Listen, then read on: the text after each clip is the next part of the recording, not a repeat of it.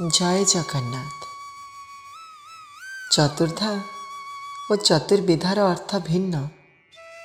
चतुर्विधा अर्थ चारिगोटी आकृतिर चारिगोटी मूर्ति।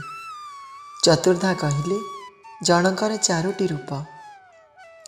महाप्रभु श्री जगन्नाथ, श्री बलभद्र, देवी सुभद्रा और सुदर्शन को नहीं चतुर्धा मूर्ति।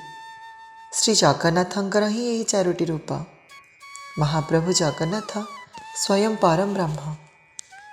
परम ब्रह्मर जीवस्वरूप हेउचंती बलभद्र। सुभद्रा हेउचंती जोगमाया रूप। सुदर्शन हेउचंती कालर रूप। श्री जगन्नाथंकर अच्छी आखि किंतु पता नहीं। सर्वांगरे प्रभु भरपूर किंतु कान नहीं। नासा रही अच्छी किंतु सिथिरे छिद्र नहीं। रंगा अधर सुशोभित किंतु सेथिरे पाटी किंबा जिह्वा नहीं।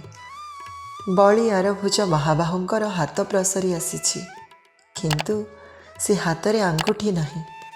प्रतीकात्मक विग्रह हेउचंती महाप्रभु श्री जगन्नाथ। समस्त इंद्रिय प्रभु परिपूर्ण किंतु से इंद्रिय माने अपूर्ण। कान, आखि, नाक, चर्म और जिह्वा हेउचंती पंच इंद्रिय।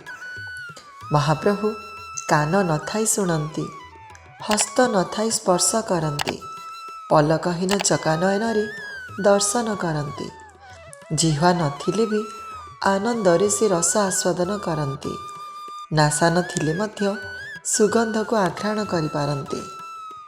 तांकर अनुपम सौंदर्य को संदर्शन करी भक्त कही, केही सरिकी प्रभु नीलाद्रि की सरिकी।